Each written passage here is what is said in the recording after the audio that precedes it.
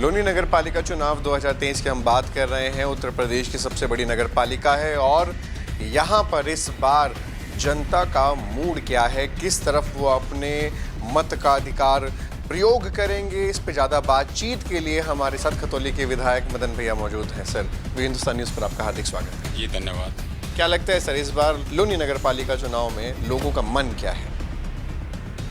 देखिए, लोगों का मन गठबंधन के प्रति है और आपने देखा भी होगा सबसे पहले गठबंधन ने ही अपना प्रत्याशी घोषित किया है। गठबंधन ने पहला प्रत्याशी घोषित भी किया है, वहीं अभी अन्य पार्टियां मन ही बना रही हैं, लेकिन लोनी की जनता, आप मिलते हैं, लोगों से मिलते हैं, उनका मन क्या है? देखिए, लोनी की जनता विकल्प चाह रही है बहुत पहले से। अब एक जो भी कोई उसे अवसर मिलता है उस अवसर का भरपूर उपयोग करते हैं, तो ये एक विकल्प के रूप में उसे अवसर मिला है। उस अवसर के लिए वो गठबंधन को जो है पक्ष में जो है उपयोग करेगी। लोनी के लोग, ऐसा हो ही नहीं सकता कोई चुनाव हो और मदन भैया को ना सुने।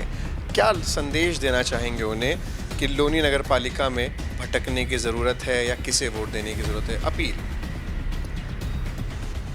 देखिए, संदेश साफ है, स्पष्ट है। राजनीति अच्छी वही होती है जो मुद्दों की राजनीति करता है। तो गठबंधन मुद्दों की राजनीति करता है, राष्ट्रीय लोकदल मुद्दों की राजनीति करता है, किसानों की राजनीति करता है, कमीरों की राजनीति करता है, दलित वर्ग की राजनीति करता है, अल्पसंख्यकों की राजनीति करता है। उनके उत्थान के लिए हमारी यही अपील है, आपसी भेदभाव भुला के, जाति भेद से ऊपर उठ कर, जाति धर्म से ऊपर उठकर गठबंधन के प्रत्याशी को आप जो मतदान करें, जिससे कि आपकी भावनात्मक जीत भी हो और यथार्थ की जीत भी हो। पार्टी की बात की जाए कि पार्टी की वोट अपील तो आप कर रहे हैं, व्यक्ति विशेष जो खड़े हुए उनके बारे में क्या कहेंगे? देखिए, चुनाव सदैव से चाहे छोटा हो या बड़ा हो, तीन चीज़ों पर लड़ा जाता है। पार्टी यानी पार्टी की विचारधारा, व्यक्ति यानी कैंडिडेट का चेहरा और परिस्थिति। आज तीनों चीज़ गठबंधन के पक्ष में है। चेहरा बहुत मजबूत है, स्वामी एक बार चेयरमैन रही हैं, उनके पति एक बार चेयरमैन रहे हैं, और गठबंधन की विचारधारा भाईचारे की विचारधारा है, भाई लोगों को जोड़ने की विचारधारा है, और परिस्थिति, क्योंकि आज लोग लोनी में विशेष तौर से त्रस्त आ चुके हैं यहाँ के माहौल से। उस माहौल को सुधारने के लिए उन्हें एक आशा की किरण दिखाई दे रही है कि ये एक चुनाव आया है, तो इस चुनाव का भरपूर उपयोग करें और गठबंधन प्रत्याशी को जिताएं। क्या लगता है, आपकी अपील के बाद लोग अगर गठबंधन के प्रत्याशी को चुनते हैं तो क्या आपकी भी कुछ जिम्मेदारियां बनती हैं कि लोगों को वो सारी सुविधाएं मिले, उसमें आप भी लोगों से मतलब मदद करेंगे? नहीं, देखिए, हम जो गठबंधन का प्रत्याशी है, राष्ट्रीय लोकदल का प्रत्याशी है, पार्टी का प्रत्याशी है, तो पार्टी के नाते भी हमारी जिम्मेदारी है, तो पार्टी के नाते भी हमारा ये रहेगा दखल। और वैसे भी व्यक्तिगत रूप से जो पहले, इससे पहले चेयरमैन रहे हैं, जिनकी धर्मपत्नी आज चुनाव लड़ रही है, वो हमारे छोटे भाई रहे हैं। कालांतर में अभी राजनीति में अलग अलग चीज़ें हो जाती हैं, तो ये सब कोई है, तो इसलिए हमारा दखल रहेगा, लेकिन वो दखल निश्चित रूप से जनहित में रहेगा। वो व्यक्तिगत हित में नहीं होगा, जनहित में होगा, लोनी की जनता के हित में होगा, गरीब गुरबों के हित में होगा। एक वाक्य सर याद आ रहा है, जिस समय लोनी का विधानसभा चुनाव हम कर रहे थे, वो दिन था जब सभी पार्टियां अपनी बड़ी रैली निकाल रही थी।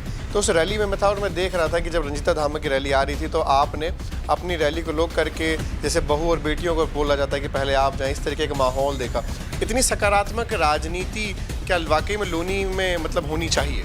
नहीं, लोनी में सकारात्मक राजनीति थी, है।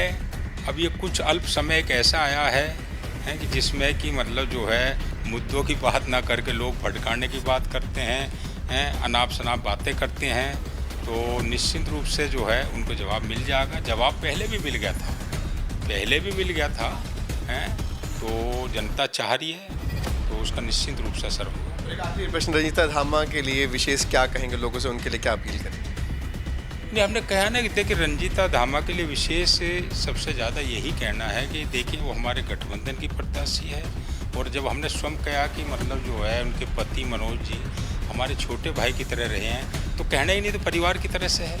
जहाँ परिवार का मामला होगा तो परिवार के नाते भी, पार्टी के नाते भी, गठबंधन के नाते भी इससे सशक्त उम्मीदवार आज की परिस्थितियों में, क्योंकि परिस्थिति भी तो मैंने कहा महत्वपूर्ण होती है, आज की परिस्थिति में नहीं हो सकता। और जब लेकिन बीजेपी के विधायक और बीजेपी के सांसद जब लोगों के बीच में आएंगे तो क्या लोगों को क्या सचेत करना चाहते हैं?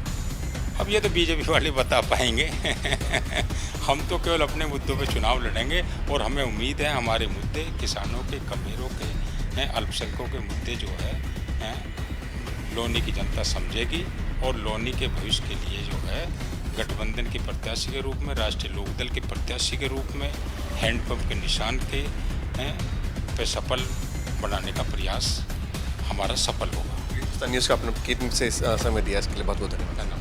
तो आपने मदन भैया को सुना किस प्रकार से उन्होंने बोला कि परिस्थिति, व्यक्ति और पार्टी सारी चीज़ इस समय अनुकूल है। वे हिंदुस्तान न्यूज़ के लिए मनीष तिवारी, लोनी।